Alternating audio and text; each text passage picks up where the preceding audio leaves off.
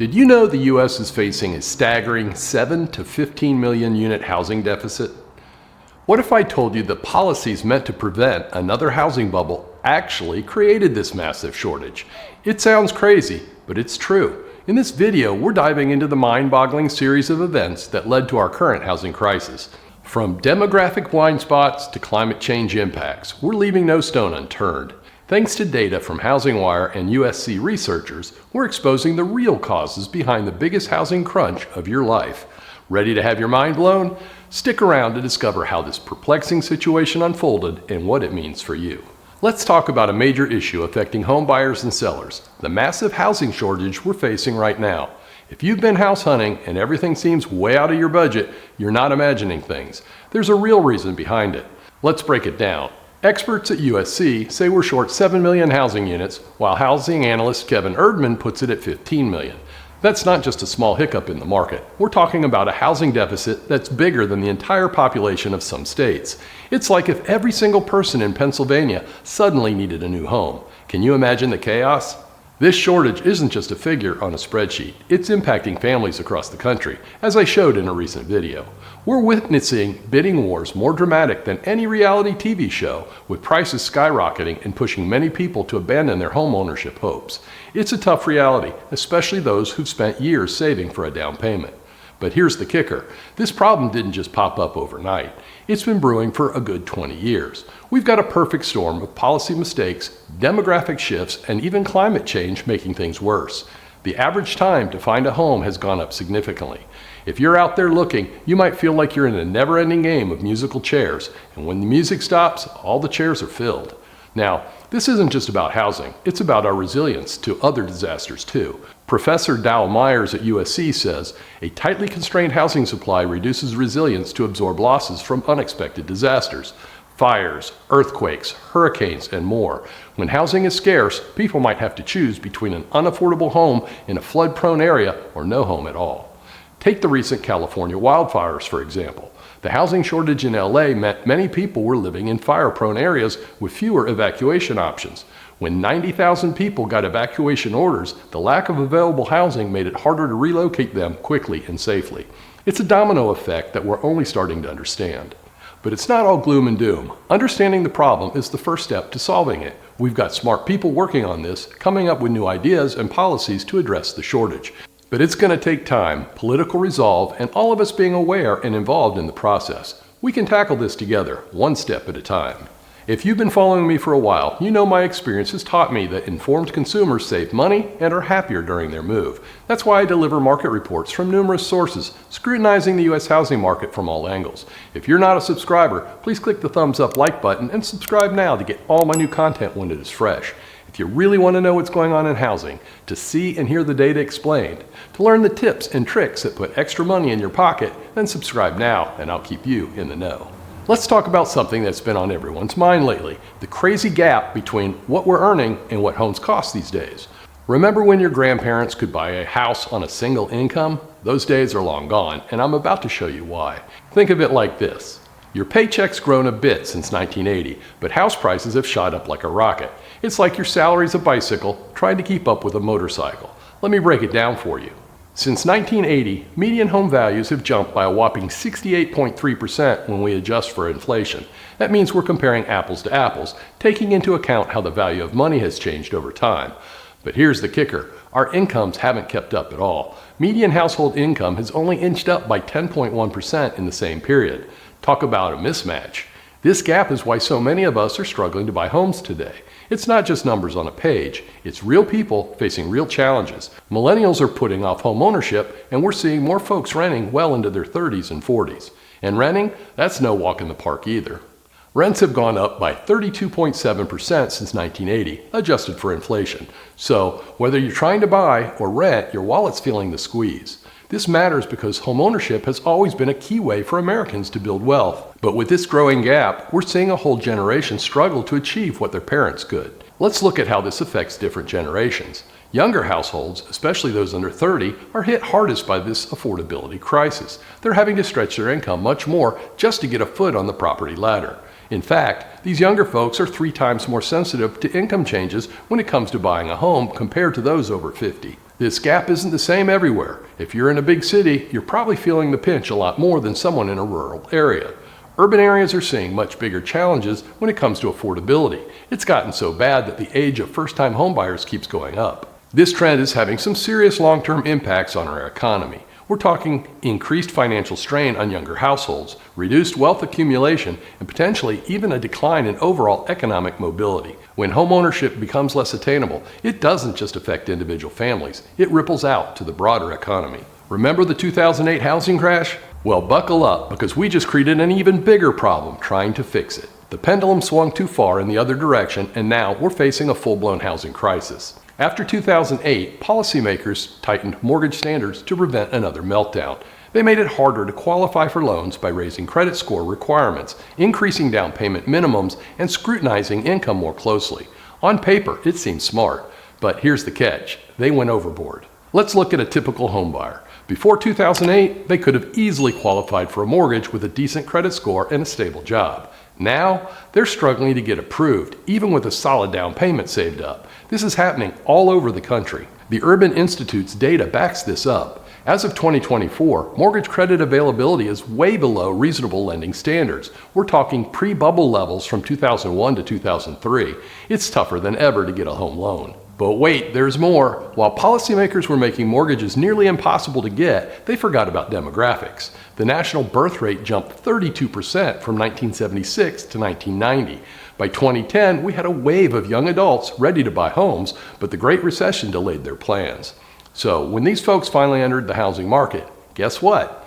Not enough homes. Why? Because policymakers also limited funds for new construction after 2008. Less money for building meant fewer homes right when we needed them most. The result? A rental shortage that quickly became a home ownership crisis. More people want homes, fewer homes are being built, and it's harder to get a mortgage. It's a perfect storm of housing market chaos. Here's the kicker. The Urban Institute found that tightening credit and construction funding after 2008 actually dropped home ownership rates 2.3 points lower than they would have been under stricter pre-bubble standards. We tried so hard to prevent another bubble that we made it even harder for people to buy homes than before the crisis. Can't we build more homes now? Not so fast. The Urban Institute says we need to change our whole approach. Instead of reacting to current needs, we need to anticipate demand over the next 5 years. But the lag time for creating new homes is too long. By the time we realize we need more houses, it's already too late. We're always playing catch-up in this housing game, and that's a problem we can't afford to ignore. The unintended consequences of our post-2008 policies have created a housing market that's more challenging than ever for potential homeowners. I recently posted a solution from the National Housing Crisis Task Force's policy recommendations to address home affordability and the current housing market meltdown. Despite all the gloom and doom you've heard, 43% of millennials now own homes. But here's the kicker: it took them way longer to get there than their parents or grandparents. Let's dive into the housing crisis that's affecting not just millennials, but multiple generations. For years, we heard millennials prefer urban living and aren't interested in settling down. But that story was way off. When people hit their late 20s, their priorities change. A USC study found that the national birth rate jumped 32% from 1976 to 1990. By 2010, all those babies had grown up and were flooding into cities. Policymakers saw this and thought, oh, millennials must love city living. They missed that it was just a big demographic shift, not a permanent change in what people want. So, what happened? Experts doubled down on their wrong guesses. They figured millennials would be happy renting apartments and having roommates forever. They thought this generation was different and that they didn't want what their parents wanted. But they were dead wrong. The truth? Millennials wanted to buy homes just as much as earlier generations. They dreamed of backyards and a place to call their own. The problem? There weren't enough homes for them to buy. This led to a huge mismatch between supply and demand, millions of potential homebuyers with nowhere to go. Now, you might be thinking, didn't millennial home ownership drop after the Great Recession? You're right, it did, but that wasn't because millennials suddenly decided they didn't want homes. The USC study showed this decline was misunderstood as a change in what people wanted. Really, it was tough economic conditions and not enough houses to go around. Picture this: you're a millennial who grew up during the Great Recession.